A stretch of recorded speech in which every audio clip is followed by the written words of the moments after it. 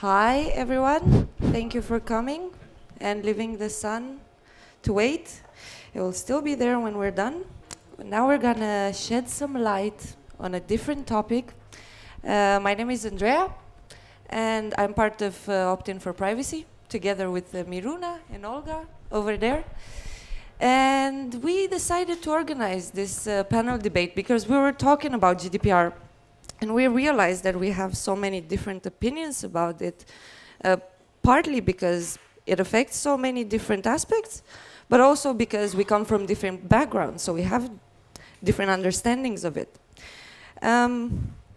So then we thought, why don't we invite some people that know more about GDPR, which also come from different backgrounds themselves too. General Data Protection Regulation, going into effect May 2018. A lot of stormy weather about it.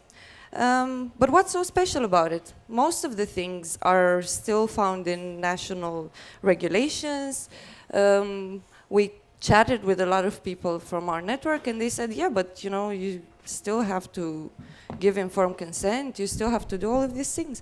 But what makes general data protection regulation so special in the end?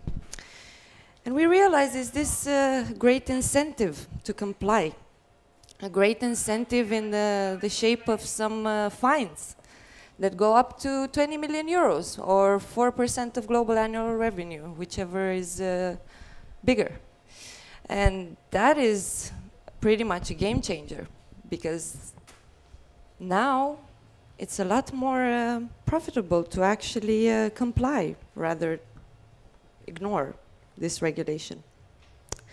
We thought, okay, so big fines, but what about the user's protection? Is that enough? Are those big fines enough for the actual law to be efficient, implemented?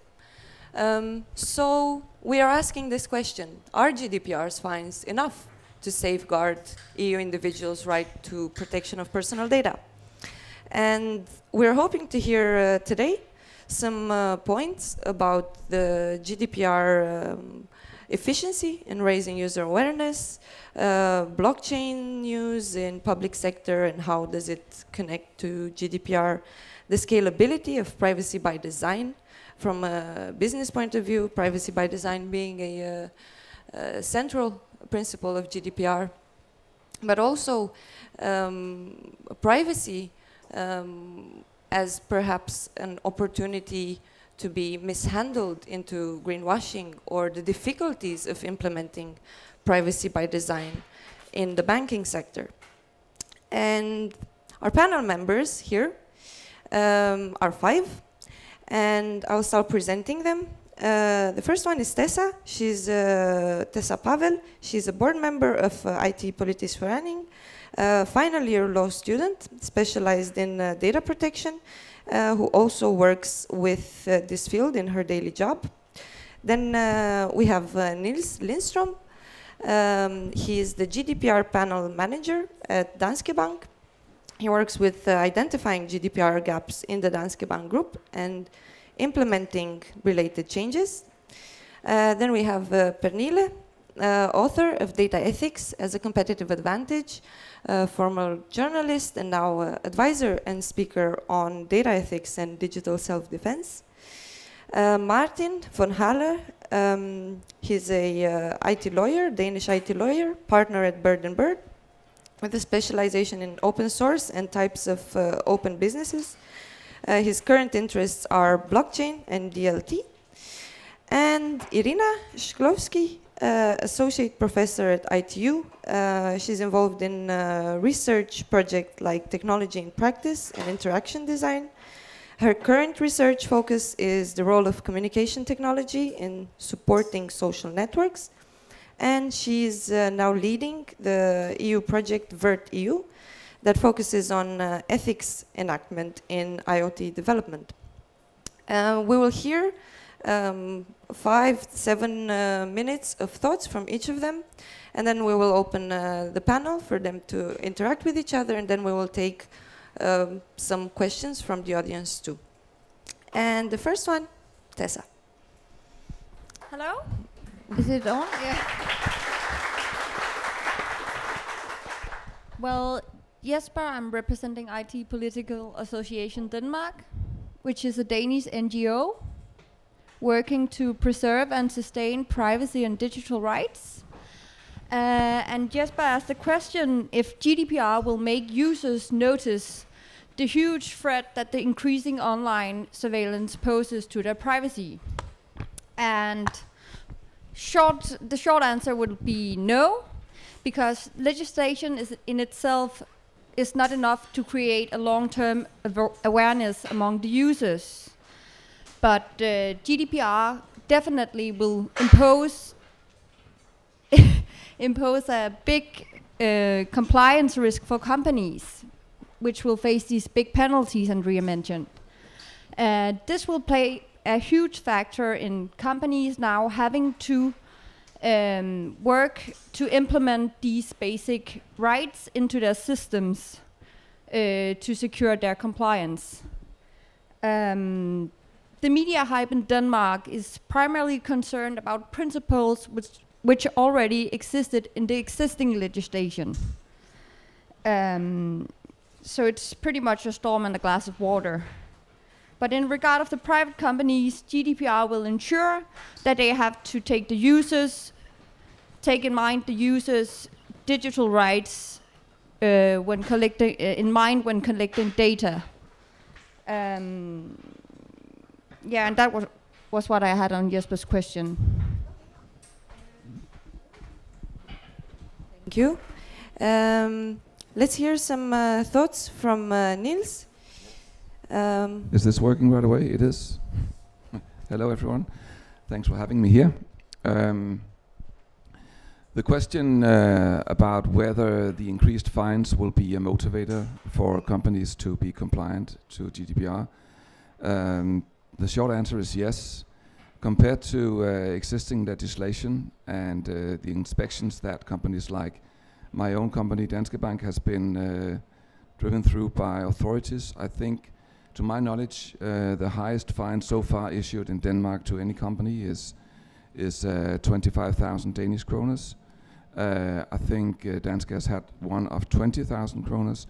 So if you do a simple cost-benefit calculation and look at the cost that you have to provide in order to be compliant with the existing legislation, then it has been quite a simple calculation. And also the interest from media and customers in general has not been that big on data privacy, actually. So the motivation has not been there until now. When you talk about fines of up to 20 million euros or 4% of an annual turnover, as a company you don't want too many of those fines. Then you actually have to close the company down.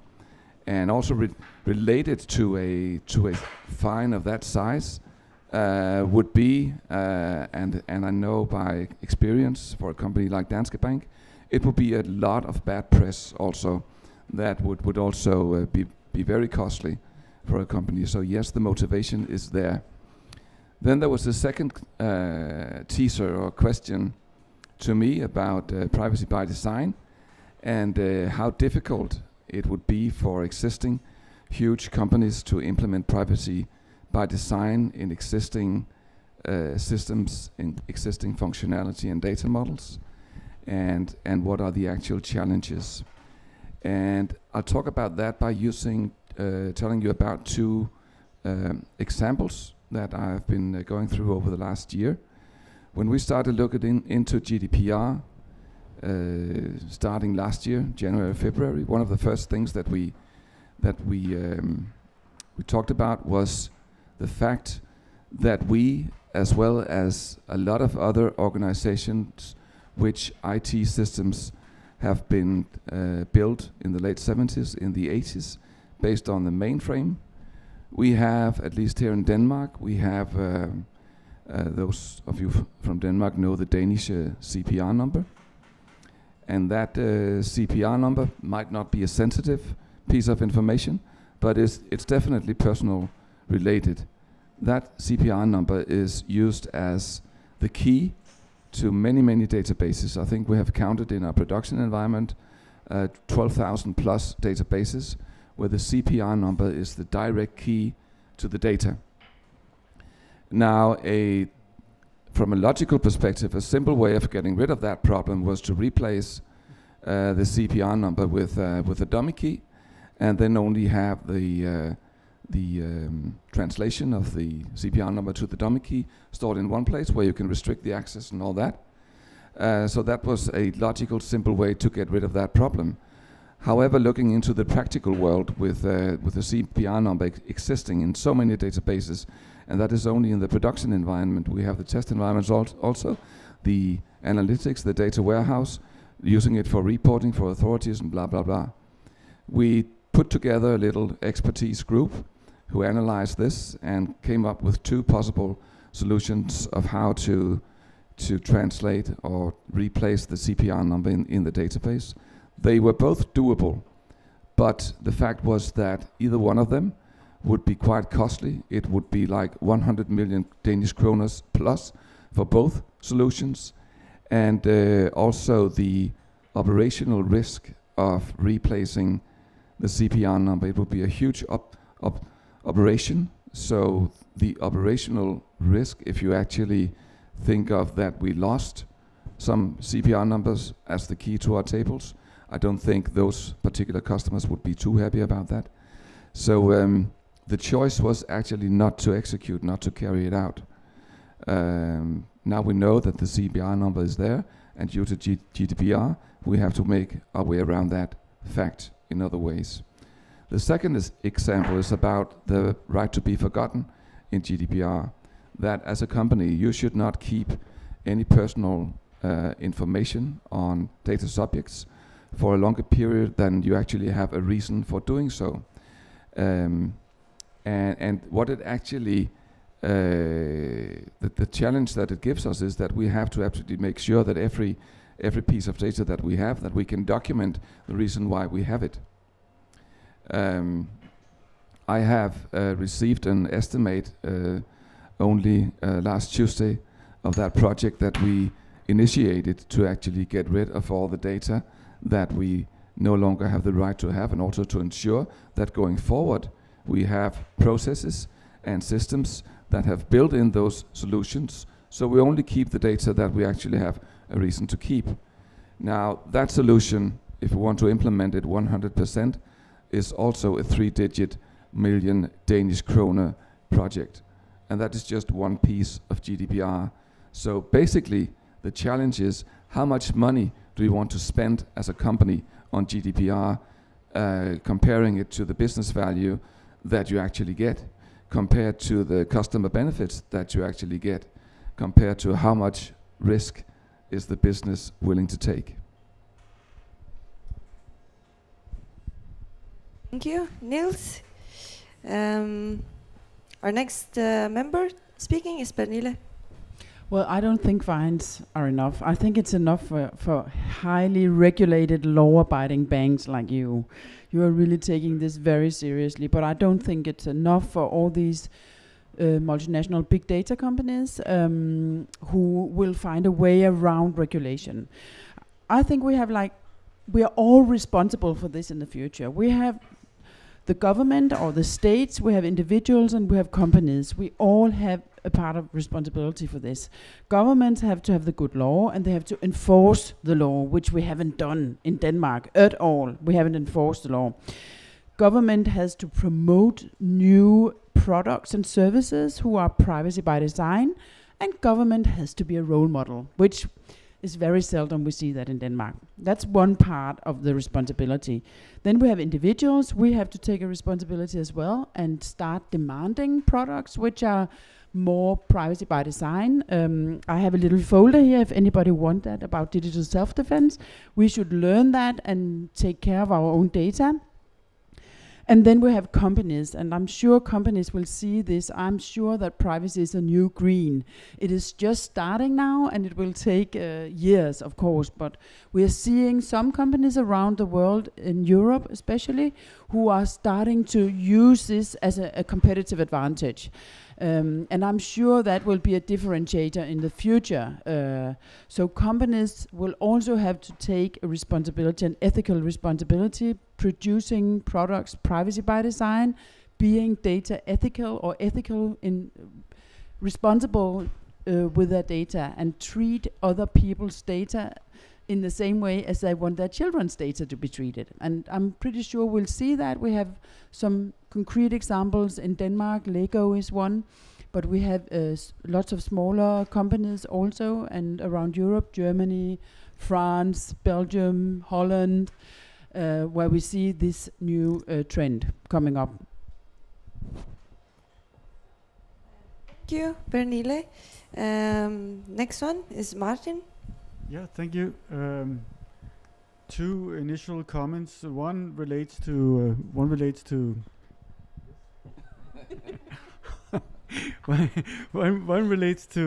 the use of data, especially personal data, with respect to this new technology, or not new technology, but new technology very much in focus, blockchain technology or distributed ledger technology, and the other is a more general comment on what we should do with respect to data or privacy protection. It's always fun when you are dealing with technology to see whenever there is a new paradigm coming up, how that will be adopted to existing ways of regulation of human activity. And I don't think I have to explain to you guys here what the blockchain is, but you might remember back in the old days when everybody was talking about commercial use of the internet in the middle of the 1995, something like that. Everybody thought that now we have this internet, and that means that everything is moving into a total other dimension, and it's going to be totally void, or there's not going to be any traditional legal regulation that's going to be applicable, because we're moving into this cyberspace. Some of you guys might remember John Perry Barlow's Cyberfest Manifesto, which was today pretty laughable, not in intention obviously, but the fact that he thought that this was going to be an area that is not going to be regulated by any traditional regulation. I mean, the fact is today that when we look around each other here and in this tent, there's obviously some regulation of our meat space activities, but there's much more regulation if we just move this onto cyberspace or online. Then it's totally regulated and surveyed in a way that we could not have imagined before. So when people think that privacy rules or privacy is not going to be applicable to blockchain technology, then it's either naive or it's a cyber libertarian's wet dream that's never going to be fulfilled, because this is going to be an area that is so regulated that you cannot dream about it. We just don't know how it is going to be regulated right now. But one area where I obviously think, where I actually think there is a problem by concept, that's privacy. Because when you think about what is at least the really the open blockchains, which are distributed ledger, distributed databases, where the whole idea is that there is no single centralized database that is controlled by one single person or one single entity, but it's a concept that involves that there are databases all over the place on all the nodes of a blockchain, of a particular setup of a blockchain. And nobody really controls that. That's the whole concept, that nobody can monopolize the decisions about what is the right state, what is the right database. And if you apply that to traditional regulation of data protection, which has concepts such as a data owner or controller and a data processor, that's per definition not applicable here. So if we talk about traditional blockchains, open blockchains like the Bitcoin network, but also if somebody wants to use an open blockchain where everybody can access and become nodes and all things are available to let's say bikes, registration of ownerships of bikes, where you have a personal identification of the ownership of a bike all over the world, then I would argue that cannot be done under European personal data protection rules, because you don't have a data controller, you don't have a data owner, you don't have a data processor. So that's totally impossible. And that's actually quite fun to say, because the traditional regulation will have to say, well, we don't know what to do. But most of the blockchains, and in particular blockchains within the public sector, are not going to be open blockchains. They're going to be permission-based or closed blockchains where you would have to sign some kind of an agreement in order to become a node on the network or get access to the database. And that agreement will have everything. Once people like me start to understand how we can make money on advising on these things, we will come up with a lot of agreements about these things that will incorporate traditional EU data protection rules with all the concepts into those foundational consortial agreements about that. And on top of that, and that's going to be real fun and interesting also, some of these things are going to be embedded in those smart contracts that will be part of the blockchain 2.0, the Ethereum-based blockchains, where you can actually have some of these aspects, some of the consent mechanisms actually embedded in the smart contract that will be part of these permission-based blockchains. So I think obviously this can be done, but with the really extraordinary, interesting, decentralized, open blockchains, forget about data protection. It's not going to happen unless they don't have any personal data on them. That's of course entirely doable, but if you want to use it for something like registration of land or bicycles or something like that, where it's tied to a physical person, then it's not going to in any way be compatible with these kind of laws. And I think I'll just leave it here, and then we can discuss more generally whether the GDPR is the right way to go forward, if we need more or maybe less. Thank you, Martin. And now we hear from Irina. Great, thanks.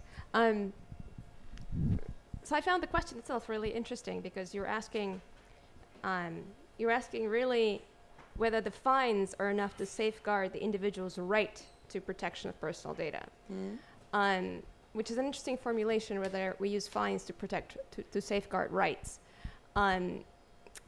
It's the law that's safeguarding the right. The fine is the teeth. And the fine itself is an interesting animal. It's very large, so it's making a lot of people very, very nervous, and it's making large entities like banks try to figure out how to fix things.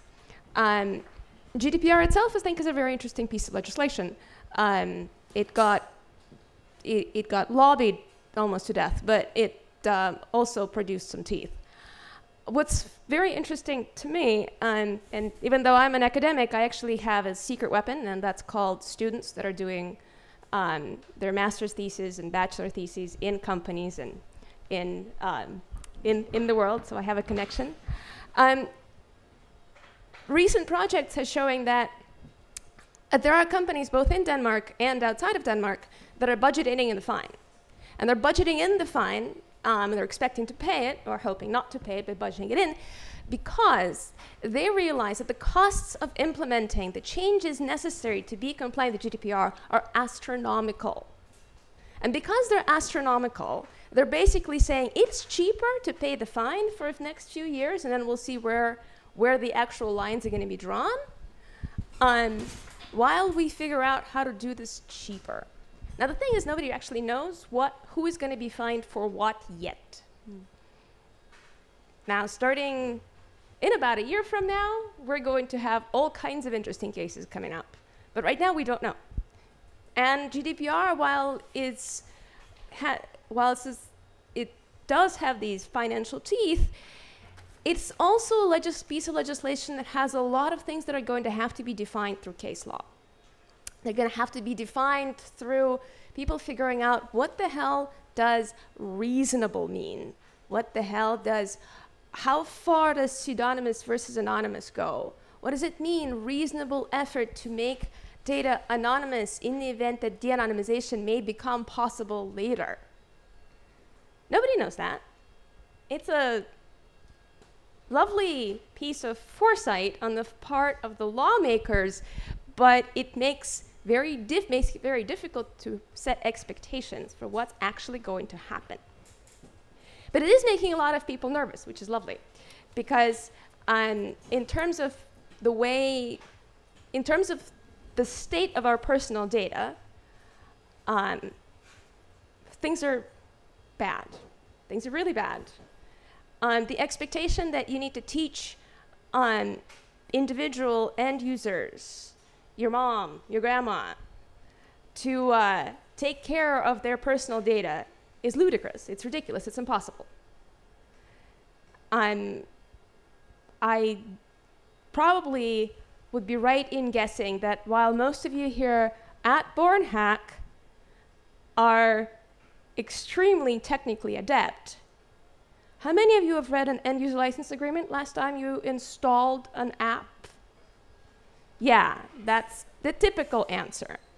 And I mean, honestly, we all know we ought to know better, right?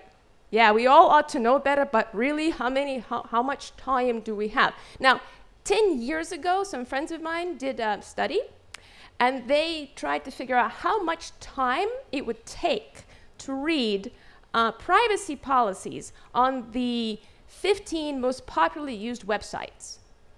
300 hours a year. Really?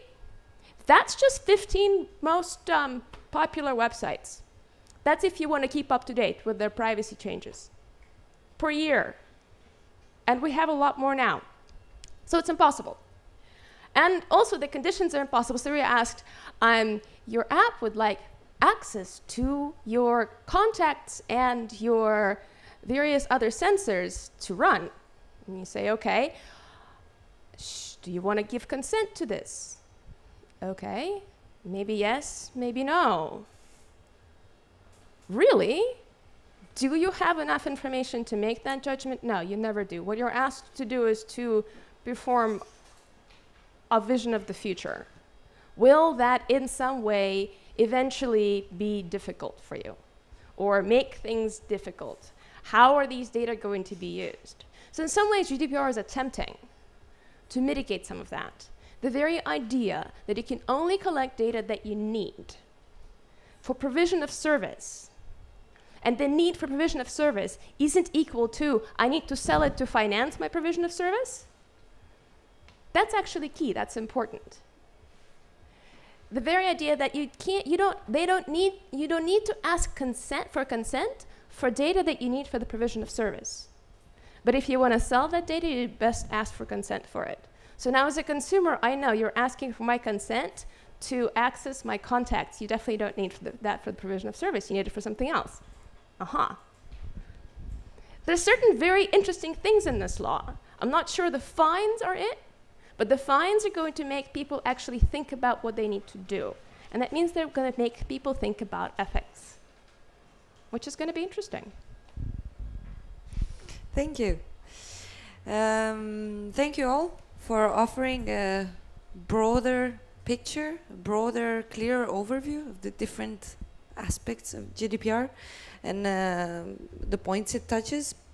Now, we heard from a legal compliance point of view, embedding ethics, shared responsibility, difficulties of implementations and costs. Now, we'd like to invite you to open this debate, keeping the user in mind. Because in the end, all of us, regardless of our level of knowledge and skills, we're users of something. We are end users, right?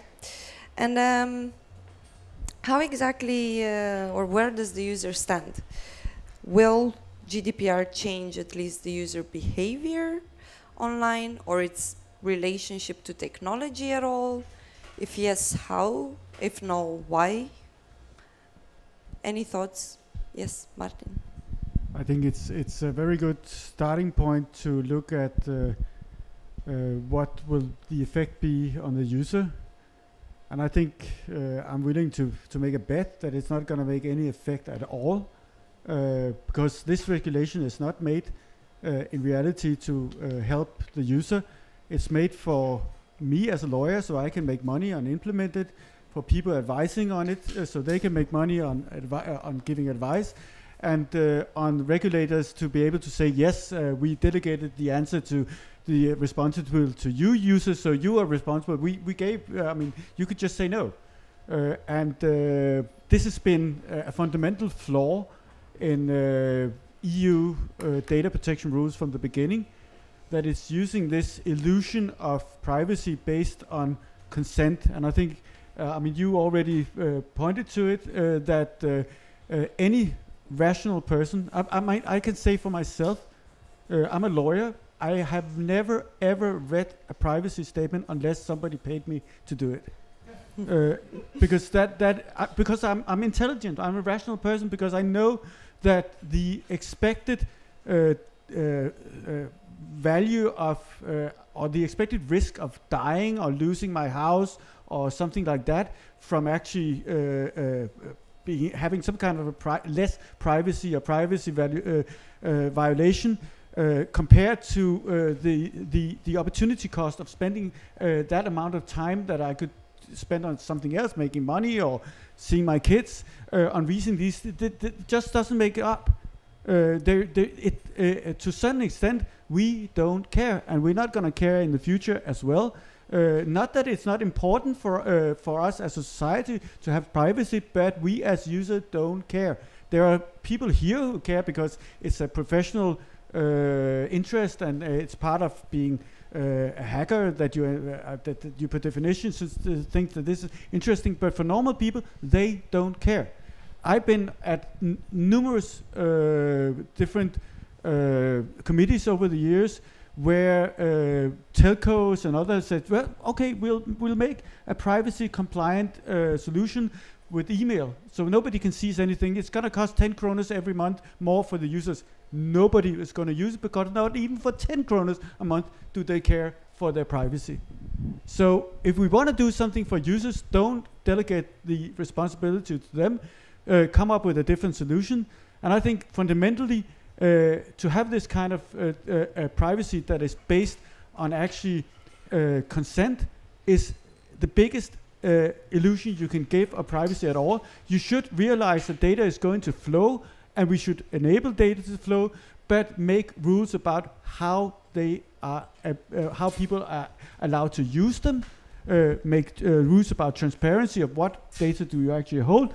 Make other rules about transparency of algorithms and things like that. But having these silly rules that are wonderful for me as a lawyer and wonderful for regulators, that's simply flawed. Thank you. Well, you're probably right that the masses won't care for a long time. Just as if you go back 45, 50 years, the masses, most people didn't care about the environment either. But then you started to see a growing consciousness. And that's what we'll see within privacy. We'll see the rich and the wealthy and the famous demand products and services where they can just pay their way out of this. Because I agree they're too lazy to do what I'm doing, for example, or teaching kids to do.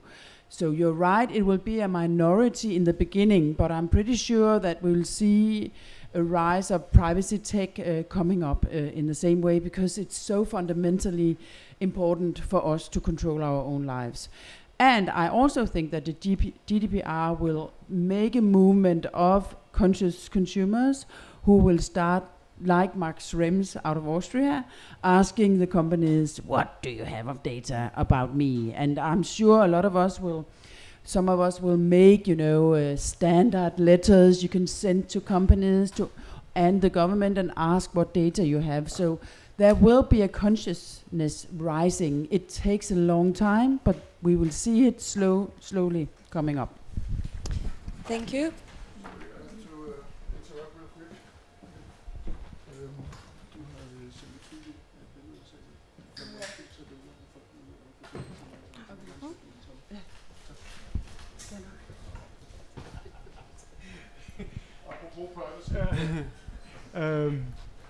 Yes. Just one. I think probably yes. I've been hearing this rise of consciousness for 20 years. I haven't seen it, but it might be coming. But that doesn't mean that there's not a need for better protection. I just doubt that it will be based on consciousness.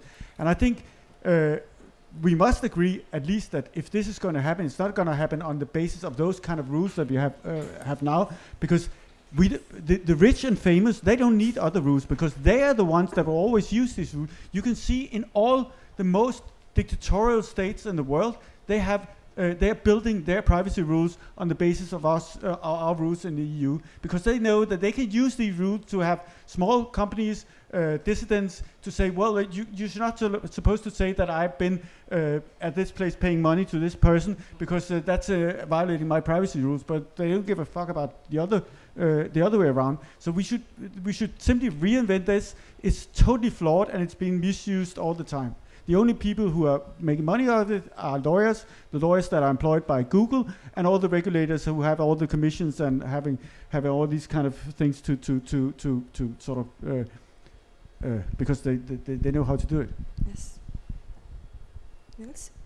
Yeah, I get your point, and I think you're right to like 70-80% of it. But I also think that there are some elements of the GDPR that are pretty easy, understandable for the majority of people, and I think they will be tested. At least that's what we expect. If we talk about the right to insight, the right to portability, the right to be forgotten, those things I see with or I think with the increased information about GDPR coming up next year, I guess, there will be many people trying this out. And you could say, there was one thing I was thinking about, those companies just choosing that option to put aside money. That makes GDPR quite unfair, doesn't it? Because not all companies have that option. I mean, if you're a hospital or an insurance company, you couldn't just say, okay, we'll take the fine. Nothing's fair. Well, yeah, talking about fairness, it isn't fair. Nothing's fair in this world. So, but I just want to respond to 2 points here. On the one hand, Martin, that's just downright quotable. I'm never going to read a privacy policy unless I'm paid for it. May I quote you on this? Of course. I mean, I think it's brilliant. Somebody please tweet this. It's awesome. But you're right. Consent it's a fundamentally flawed concept. It comes from a deeply positive idea of informational self-determination. The idea that all of us are thinking human beings that can make our own decisions for ourselves, but it results in a shift in responsibility, to the consumer to protect themselves, to make these decisions, and making it impossible. And I also want to comment on the idea of environmental consciousness, in the sense that the idea that it is our own responsibility as individuals to be environmentally conscious is very nice, and it works for the middle class and above. It is not exactly accessible to people that are that don't have the finances or the ability to do that. So in that sense, certainly privacy can become a purview of the rich. It already is. But the fact also is that individual consciousness about environment doesn't actually do a whole lot for the environment itself. It makes us feel better, but it doesn't actually make a huge amount of difference. So if we're going to go this route about privacy, we can make ourselves feel better, but it won't make that much difference. So, sure, okay. Well, we need a demand, right? So with the whole green movement, there's been a demand now. So you're producing more and more organic food and more solar panels because there's a demand among consumers. Sure, but a lot of that organic food isn't that great for the environment. But the demand, so there's a trade-off and sometimes an ethical issue with a lot of the environmental movements in the same way. So there's always a question. And the question is, in many ways, what kind of world do we want to live in? I think part of the reason why we have the Project Virtue, and that started this year finally, is that we think that it's important to think about what kind of world we want to live in. There's a moment right now where I think a lot of us, both those that are developing technologies and those that are working for big multinationals and those that are researching this stuff and those that haven't really thought about this much before, suddenly realizing that the world's gotten a little bit creepy and a little bit scary, and perhaps we're not going in the direction where we want. People are writing manifestos about ethics and IoT and ethics and technology. Design Tech Fest coming up next week is going to be about responsible technologies and responsibility. These kinds of words weren't around a few years ago. We weren't even thinking about this. So something is going on. We are uncomfortable with this. But really, what does ethical technology mean? What does it mean to be ethical? What does it mean to design ethical technology? How the hell do you do it? What does privacy mean in every day? I frankly think privacy is the wrong question. Because for a regular consumer, privacy is a meaningless concept. How's your privacy doing today? Is it doing okay? What about yours? Your privacy okay? Feeling a little bruised maybe? In the everyday, privacy is a useless concept. What's privacy? So when we're talking about it, we better talk about what is it that we're talking about it. About privacy is just obscuring things. Yes. Martin? But I think, I mean, an overall question is, of course, to what extent is privacy necessary, and that is a totally different. It's a related discussion, but much broader, because the whole concept of I mean, everybody knows that the reason why we are sitting in a tent here and not in the caves is because we've been able to exchange information in a more rapid sense since the dawn of the primordial soup. And suddenly we have, I mean, I work with open source, and the only reason why the open source is such a great thing is because you are allowed to exchange information. But the only thing you're not allowed to exchange information about, unless you get sort of like through a censorship, you have to have a yes before. Yes. That's personal data.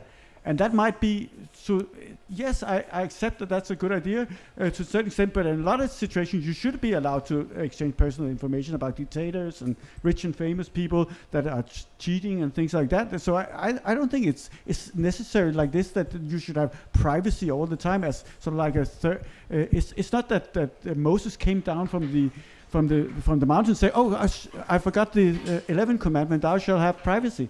It's really a problematic concept, in my opinion.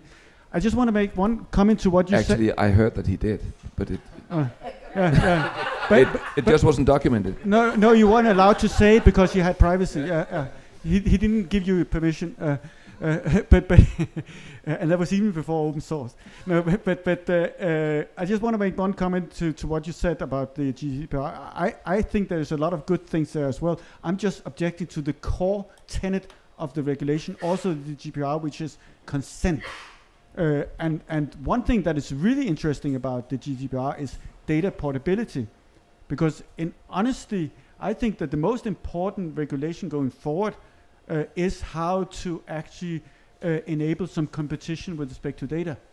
And if we had real competition with respect to data, and data about data, and data about data about data, if we have really competition about that, that I could take my personal information from some place to another place, that would probably protect my privacy much more than the fact that I would have to give consent before somebody did something to me. Tessa, you wanted to say something? In my opinion, privacy is a fundamental right. And being a fundamental right, privacy is fundamental for democracy. That's why privacy is so important. And the concept of privacy might be very abstract to some, because there's the physical privacy, the privacy that I have a private sphere where I don't want other people to enter without my consent. And I have a privacy sphere digitally in my computer where I don't want people to look at my pictures, or in my messages where I don't want Google to scan my emails. Privacy is a fundamental right, and it is fundamental for democracy, and it is about time that we start to realize this and that we start to work about creating a long-term awareness among the users, in my opinion. Yes. As you also mentioned earlier, it is a fundamental right, but it is also very difficult to define the concept itself. And there are different types of privacy. Each of us have a subjective definition of it. It is contextual. How do we develop solutions that let the user actually make a decision, decide what they want to share, when, to whom, without putting too much responsibility on the user? Well, privacy is the right to decide who knows what about me when. And it's about giving you not ownership, which it's a strong, wrong word, but control over your own life. And I'm going to Tallinn and Helsinki next week for My Data conference, which is really interesting because it's a lot of companies and governments actually trying to change the whole infrastructure where you as an individual is in control of your own data, or you decide who should be in control of your own data, and then you can use your data and give away your data and enhance competition and all this stuff. So we are also in a time where we all need to learn to use our data much more, and to understand that our data can be really, really good for us, and we can use it in many, many ways. Yeah. Martin and Tessa. Well, I beg to differ. I don't think. I think it's even more fundamental right in a democracy, the right to share information. And I think if I have to choose between the two, I rather prefer a society, and I think it would be more amenable to growth, progress, error corrections, and all these things that have taken us out of the cave. That I didn't have to ask anybody for the right to say no. This information, can I use this or can I use this? I mean, and it's obviously that it's in no way going to hold water to say privacy is the right to decide what information about you should be shared or not. I mean, because that's taking that to the extreme is ridiculous. I mean, you wouldn't argue that if I go out, go back to my wife and tell I met Pernille today. No, you have to ask me about this before you can do it, because that is ultimate what this would mean. And I think what we have to do is to come up with a solution that's based on what I think is always a good idea. I know that from software development that the default is open, and then you have different ways to say, well, there is actually some situations where transparency and openness is not working out. So you learn to mitigate that either by protecting yourself, because you can actually, to a certain extent, like with copyright, you can protect all your knowledge by just keeping it in your head to those things you don't want to share. You could also say that there's, just as we discussed with in the old days when we decided to go from censorship to not censorship, to say, well, actually, everybody can say everything on. They don't have to ask for permission before, just like sharing personal data. But there are certain things that you cannot do where you have to be responsible for what you're doing afterwards. But the default is open. Yes. It's not that you can decide whether this is going to be shared or not, but you can say, well, there are certain things that you cannot use it for, and I'm going to get you with legislation afterwards if you do. If you're using it in a way that we as society has said that's not going to be the case. Yes, it's Tessa first, and then Niels. Yeah, well, concerning the Estonian model, the interesting thing, as you said, is that the user or the data subject is in control of their own data. They decide which institution should have access to which data and on what grounds. Actually, in Estonia, if you have a picture of your car and scans your license plate, you can go home and on your own computer and look up that the authorities has had access to your data, and you can see you haven't done anything, and you will have the ability to file a case against the police, for example, for accessing your data without any legal grounds. And that is a very interesting model, but I don't think in the current situation in Denmark, this is not what is going to happen. But we need to create more long-term awareness, and we could do that if data protection becomes a marketing asset for companies. It can create long-term awareness not only among companies, but also among the users. Thank you. Niels? Yeah, that was just a comment to your discussion. I think it can quickly become very theoretically and discussing about what is data privacy and what do we mean, and probably you're both right, looking from your own side of the arguments. But taking it back to GDPR, I guess we could agree that there are some healthy principles in GDPR. I mean, things like a company being able to explain to the user, what are you using my data for? I think that's also a healthy exercise for any company to actually go through that exercise, defining what are we using this for. A short one to Martin. Just want to say, I think that if we give users control of their own data, we will see much, much more sharing. It's not a question of either or. If I trust anybody, I will give my data. If I trust the bank, I'll give many more data to the bank, and I'll share more. So I'm not afraid of. It's not a question of either regulation or sharing. Thank you, Irina. Well, in terms of users sharing more, we have a really nice example of that, or lack thereof, which is the British effort for care data. And if you guys are unfamiliar with this, a few years ago, the British government decided to centralize and collect all of the National Health Service data. And one of the things that they were forced to do is they were forced to allow people to withdraw their data.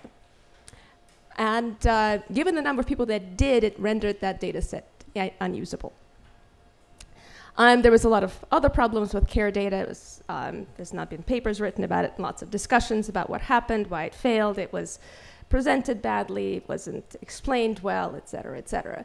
But it was a nice example of when, in this particular climate, with the lack of trust in the institutions, with the trust in government institutions failing across the world and going down, those kinds of expectations that if we are given control of our data, we'll share more, may not bear out. However, the Estonian case is interesting because it produced immediately enormous amount of decision fatigue. Seriously, just imagine having to make decisions about every single piece of your data and who you're going to share it with. Just for a moment, take like a second and think about how many decisions you're going to have to make. And then think about how you're going to deal with it. Probably, mostly, not dealing with it. Because the cognitive load of having to make this many decisions is just going to be huge. And you're trying to feed your kids. Who has the time? It's crazy. Not to mention the fact that the very idea of personal data, what's my data, is a really difficult concept when you're talking about individuals, because what's my data? Data are, by and large, socially produced. They're produced with people. We're producing data right now, together. Who owns this? I own my share. It's getting tweeted. Who owns that? But we're also producing data when we interact with each other. We're producing data that is also embedded within institutions and institutional arrangements that have particular ideas about what these data are.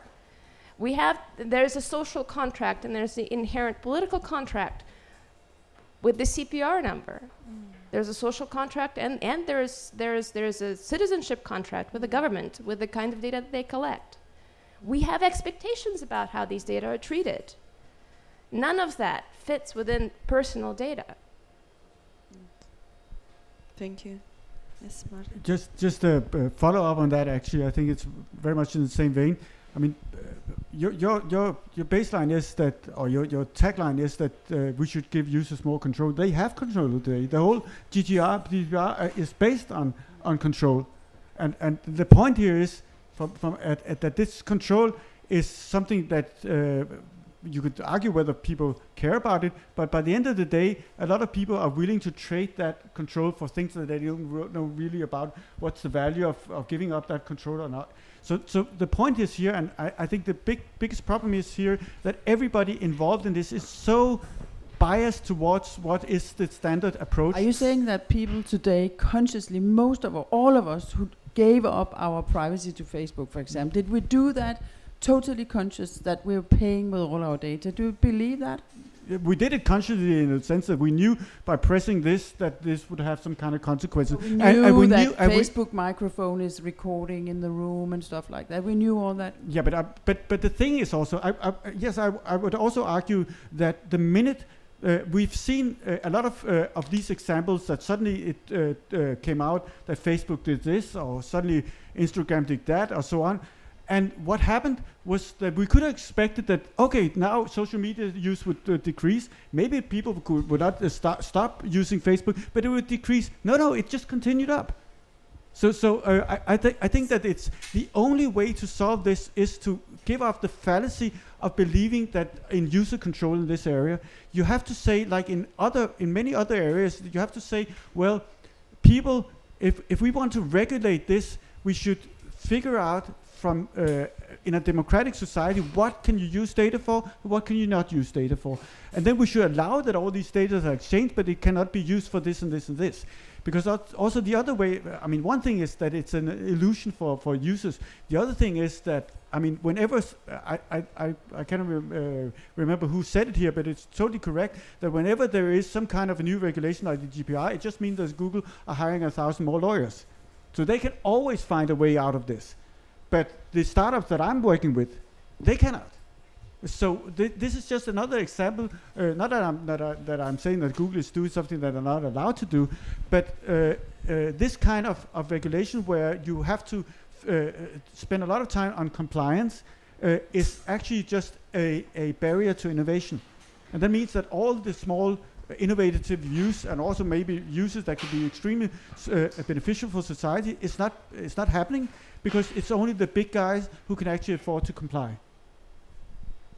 Tessa, you wanted to intervene? Yeah, well, I just want to ask the question whether or not consent is voluntarily, if social media has become such an integrated part of our daily lives. You can't just choose not to be on Facebook if you're in a school, public school. You have to be in a Facebook group to see when your classmates are meeting to do your homework or whatever. It can be at your job. A lot of different job types uses social media, you know, to interact with each other, to change shift with each other. Facebook, Instagram, and other LinkedIn and other social medias are just an integrated part of our lives now. So we don't have the freedom to make a free consent anymore. You know, it's not a free choice. You just have to use these platforms if you want to be in. You're totally right, and that's why I cannot understand why you're still basing your argument about regulation that there's supposed to be consent when it's not. It's the portability of the data that matters. It's not the consent. So I don't understand why we're sitting always because I mean, if your base argument is that you should give consent, and you think that it's not voluntary anyway, because people are saying yes anyway, why base all regulation on it? Why just not say, well, what the hell, this is happening. Let's concentrate on regulating more what the Facebook are using the data for. It's going very well regulating Facebook, right? Yeah, but that's because that's because everybody is focused on, okay, as long as they upgrade their privacy statements and you get the right, then it's fine. Forget about that. They could use it for whatever, they could collect as much as they want, as long as we focus on data portability. There are certain things they cannot use, and then we should fire all those people who have been working with coming up with these rules and hiring a totally new approach of getting a real some public authorities, some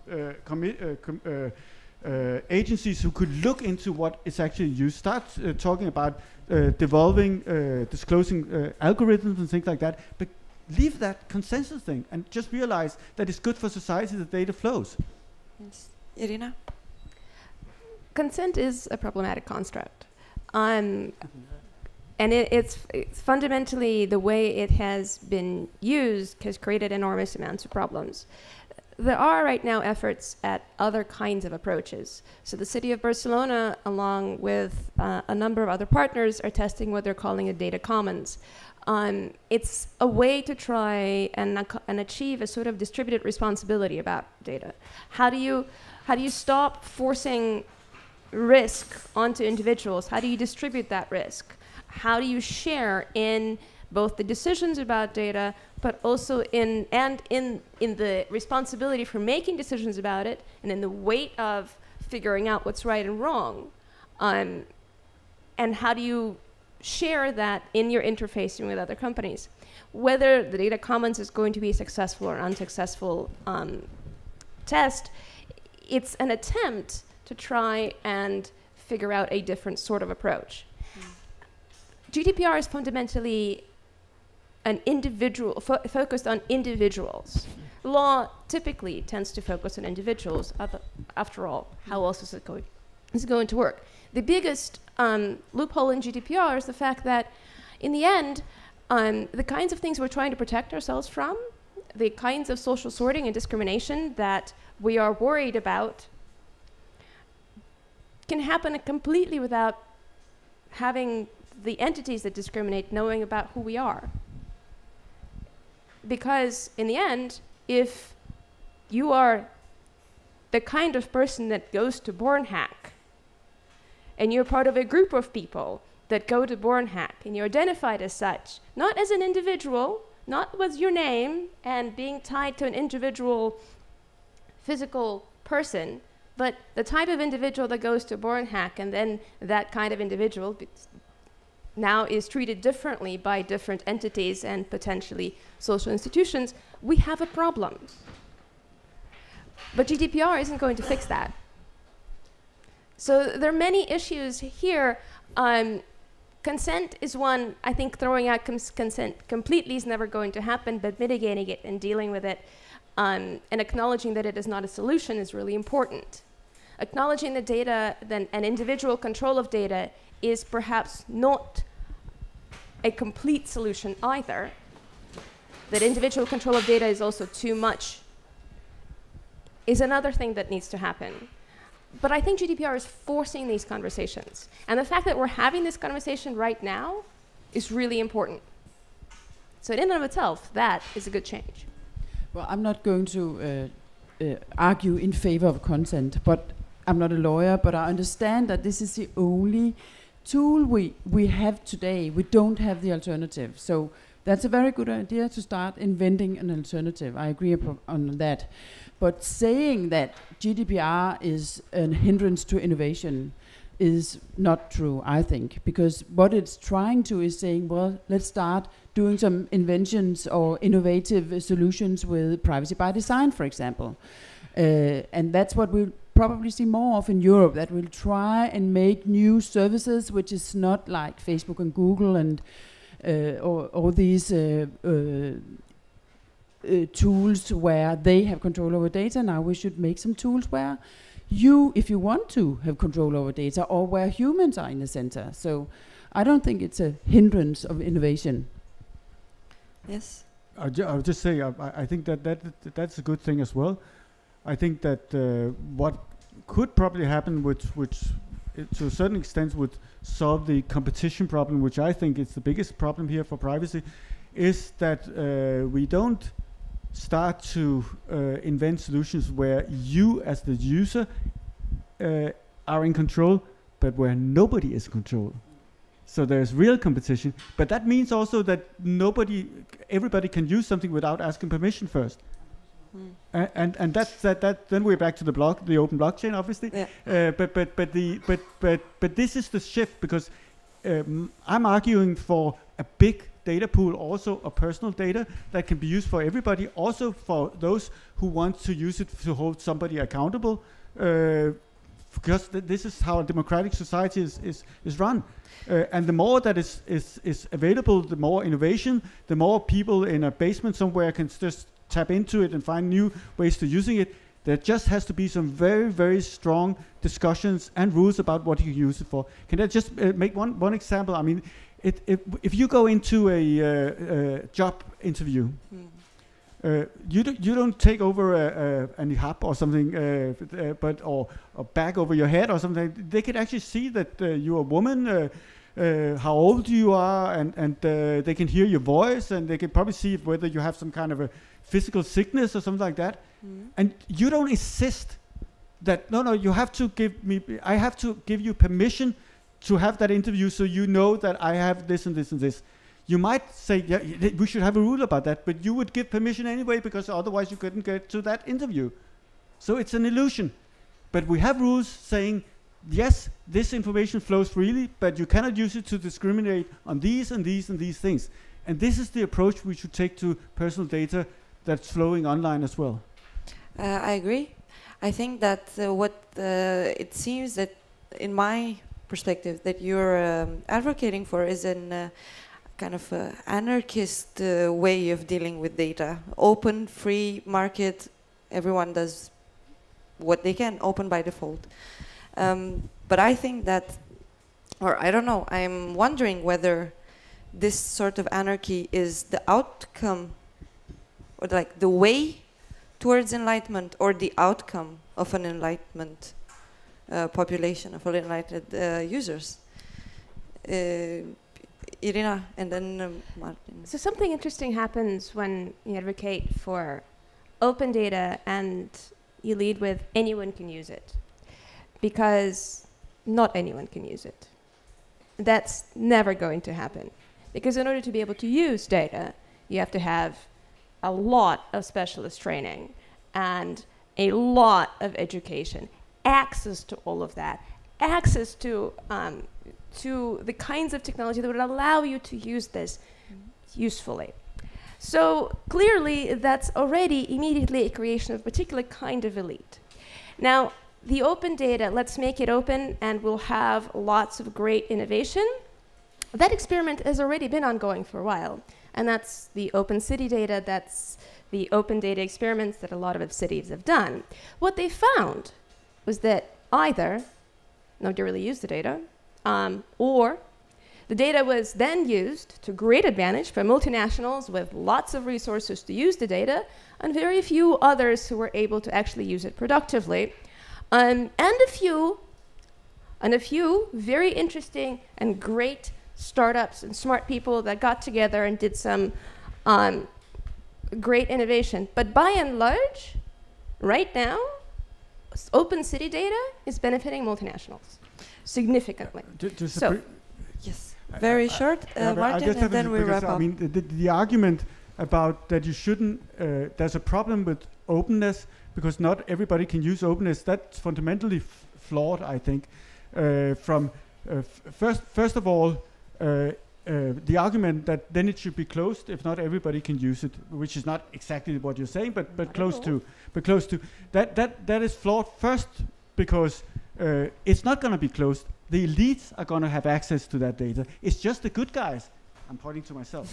It's just the good guys who are not going to get access to it. It's the same thing with the you might remember the discussion of cryptography about a prohibition about on the right to encrypt things 20 years ago.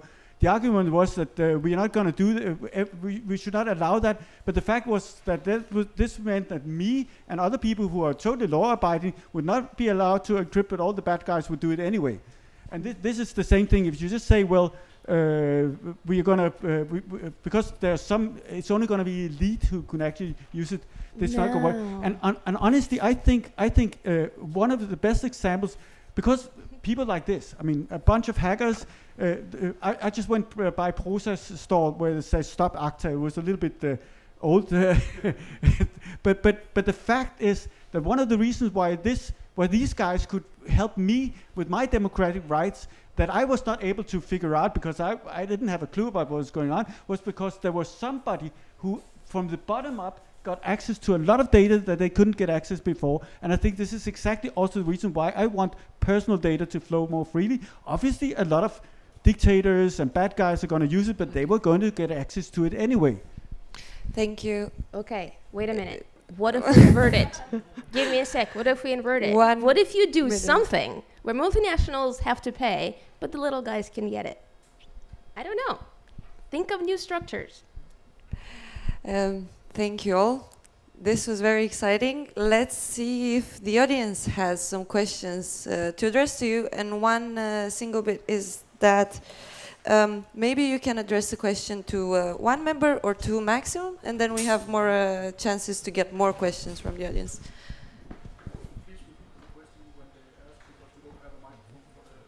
Okay. Yes. Yes.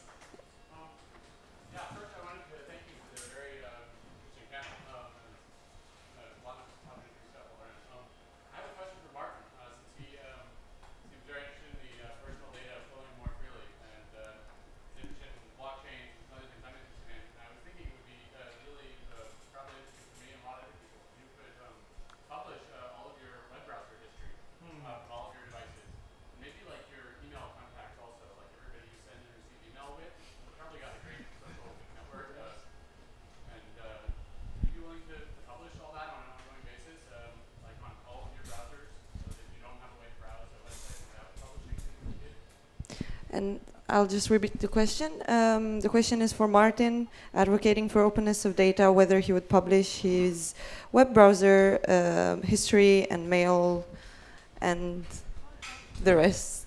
I got it? Okay. Well, if you heard me saying that people should be forced to open their data, then obviously I've said something wrong, because I could never argue that you should be forced. I mean, it may be some public information like tax returns or something like that would be a good idea, but obviously you should not be forced. What I'm saying in this case like this, I can protect myself by going incognito or using Tor or something like that, or I can use encryption. And this is the way that I think that I should try to protect myself here, because if it But the protection is not going to come because there is some legislation saying that it's not going to flow freely unless I give permission, because my browser history to a large extent is known by everybody who has an interest in it anyway. It's just the... I have an interest in it. No, you don't. You don't, because you could and this is another flaw, that you think probably that a lot of people have an interest in your browser history, but I don't think so. No, I mean, like, I'm personally interested in what you're reading. I'm sure it's interesting stuff. Yeah, but obviously I'm sharing on Goodreads and all these kind of things what I'm reading. Oh, you mean you mean in general? Yeah. But, and you have that interest in 1,000 people, or it's just me? Well, I mean, right now it's mostly you. Okay. Yeah, because I think, I mean, to a large extent, a lot of this discussion is also based on that a lot of people think that they're interesting, and I don't think I'm especially interesting. Well, I think the companies that are collecting your browsing history think you're interesting in an aggregate sense of like they're collecting lots of people's browsing history, and altogether it's what's quite interesting. And those companies are doing interesting things with that data, and it's not generally available. There's, Twitter and Facebook have their little buttons all over the web, so they see a good portion of what you're browsing. And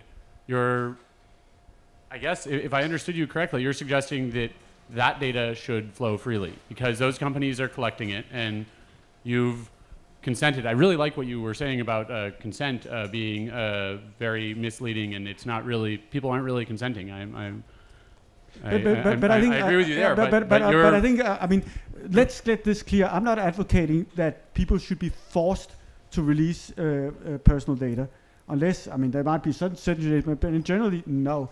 I'm advocating saying that if we want to protect privacy, if we want to protect personal data, it's not going to happen through consent. It's because my browser history is to a large extent known by Google, and because I synchronize it on all the devices and things like that, and they probably know it anyway, because I've probably said yes to it somewhere, because I didn't feel that it was, I didn't spend time reading the privacy statement. So they know it anyway. What I would say is that it would be much better to realize that this is happening, and they should be able to use it. At least a smaller company could also use it for something innovative, but there should be more strict rules about, regardless of whether what I said yes to, they could not use it for this, and it should be more transparent what they have and and how they're using it. That's where we should. It should be freely. It should flow more freely around, but it should be much more strict. The insight, the transparency, not just in my life, but also what they're using it for. And we should spend much more time on trying to develop rights and enforcement there, and not just in some silly idea about that, yeah, you said yes, so you should bear the consequences. I'm sorry, I'm still not understanding actually if you are saying that the browsing history Google has collected should or should not be available to other companies who want to be able to do interesting analysis of it. Google's collected that data. You consented, whatever that consent means. Of course, didn't read the thing, and like most people have. But like, do you think that Google should be compelled to share that? I mean, they do let you export it. What should be different there in the way Google's collected all your browsing history and only they have it right now? I think that what I'm saying is that whether I say yes or no to a privacy statement is of little consequence here. What is important here is to know what they collected by me, and what they are doing with it, and that's where we should actually have rules about how it could be used. And if they decide to share it with somebody else, then I should know about it, and I should be able to also hold that other company accountable for what they have about me and how they can use it. Thank you. We'll take another question here. Hello. I have a comment to something again Martin said about job interviews. You go to the job interview and they can see you. And funny thing, in Denmark, the biggest employer is the government, and any government job is being posted by a company called HR Talent Solutions, and they keep all of your job applications. I'm seeking employment at the moment. And every time I apply for one, they can see all the other jobs I've applied for within the government, the biggest employer in Denmark. They can read not just my applications and my CV to compare the CVs I sent because they're specialized for the job. They can also see why they chose not to hire me at that place, because it's one system. But my question is actually for Niels. We heard about the government, especially in Denmark, being the most horrendous in safeguarding privacy, and maybe them being a role model. Is this something that you, as a private company, are lacking or sort of missing? Could you point to the government and say, "Yeah, but you're not doing anything about it anyway"?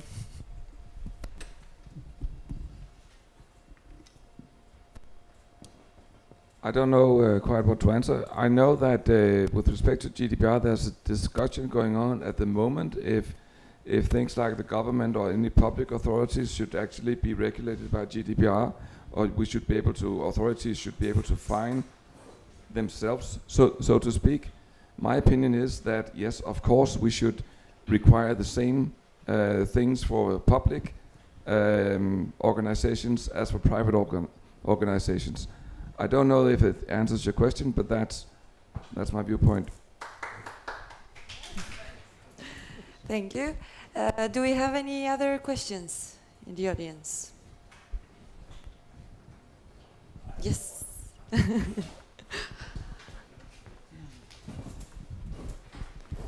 Hello, I'm a security guy, and I know that the return on investment and making good security costs a lot of money, and it only gets better when it hurts. So, with all the astronomical amounts of money that you would need in an existing company, would that be the same for a new company that needs to be established? So if I was going to start a bank, would it be harder for me after this, or was it? I definitely think, and you always think that other people have it easier than you have it yourself, okay? But seen from my very objective, neutral position, I would say that if you are at least to the point of privacy by design, I think it's easier to implement that into a new design than to incorporate it into an existing design. Definitely. So new companies, because then you know the requirements when you build it, and then it's easier to incorporate instead of changing something that will build on maybe fundamentally opposite requirements. Thank you. And I think Pernille has a comment also. Well, I just want to say to the transparency part, because you are arguing that instead of consent, we should have demand transparency and we should regulate that. And I'm just saying I don't think any of those really works, because transparency is also kind of naive to believe that those big multinational companies will be totally open about their algorithms. That's their recipe, like Coca-Cola. They're not going to be totally transparent about it. And regulation today is so hard because technology is so fast that we need also companies to take ethical stands, and we need individuals to take a responsibility. And of course we need regulation, but is it better to demand transparency than demanding consent in a world where both is actually quite unrealistic? Thank you. Now we actually, if we don't have any more questions, we actually have 8 more minutes left. So we can take the chance to have 1.5 minutes. Oh, wait, is that a question? That's 2 questions. Okay, so we don't take any. Okay. Which one of you was first? Kamsi? Okay. It's for Niels again. With all this GDPR, you cannot outsource responsibility, of course, and you will get the fine no matter who does the work or hasn't done the work. Do you think it will be efficient to outsource a lot of the GDPR work, because we have a lot of small companies in Denmark that might not have the money to hire guys like you? So would it be feasible to outsource some of it or all of it, or we shouldn't outsource any of it? I think as a general question to that, or general answer to that question, I think you need to be in control of GDPR yourself within the company. I think it would be could be quite risky to outsource it, would be my opinion. Maybe just one comment to that. I mean, obviously there are some areas, to the extent that you are a small company and you are dealing primarily with your business model is based on handling personal data, then you will have to hire a DPO, a data protection officer, and I think to some extent that function has to be outsourced, because if you are 2 guys in a startup, you cannot just hire one person, or you cannot have one of those persons being totally, fulfilling these roles. So again, good roles for lawyers. We're going to make, as we're doing already in the existing regulation, we're going to make tons of money together with the security industry. It's another question whether it's actually benefiting users or society, but and you can probably also see some of the people who've been lobbying most for this are lawyers or lawyers who are hired by security firms. Just one comment on the DPO. It might be interesting for you. The DPO function will be internal in Danske Bank, and we hire our own people. It's going out of the group compliance office that we're establishing a separate entity. But that also makes sense, because you have such a big. I mean, you wouldn't. You also have a big internal compliance department already. So getting bigger and bigger. That makes sense. But I think following up also on your question, the previous questions about the barriers to entry, I think that everybody would agree that you can see that when you as a technology company or any company, bank or financial company, if you are at a certain level, then you start to actually embrace more regulation, because you know that regulation will actually prevent smaller companies to actually compete. It's obvious that this is an area where this is happening as well. The financial sector is filled with this kind of regulation, whether it's KYC or anti-money laundering, things or just solidity rules or things like that. But this is an obvious area where you can see that startups, if they're going to comply to start with, they rather say no, we're not going to do it. Don't quote me for this. I know a lawyer who has been saying that.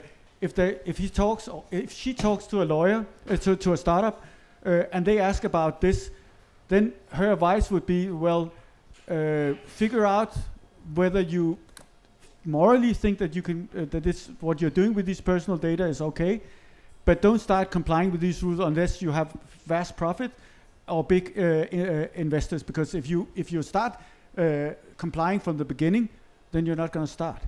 It's very true within the financial industry. There's this story in Denmark about Carsten Reh, also the billionaire, trying to go into Amagerbanken, losing 800 million kroners on it, and all his friends advised him not to do so, because the financial business is so regulated that it's very, very difficult to go in as a newcomer.